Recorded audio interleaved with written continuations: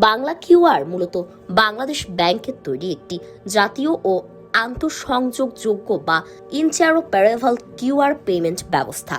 এটি national payment switch বাংলাদেশের অধীনে পরিচালিত হয়, ফলে বিভিন্ন প্রতিষ্ঠানের মধ্যে পেমেন্ট করা আরও সহজ হয়ে যায়।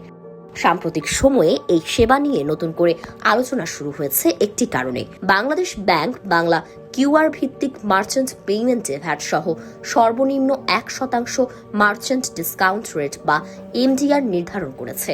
এই সিদ্ধান্ত কার্যকর হয়েছে সঙ্গে সঙ্গেই। এ ঘোষণার পর অনেকেই ভেবেছেন এখন থেকে কি গ্রাহককে অতিরিক্ত টাকা দিতে হবে। উত্তর হলো না।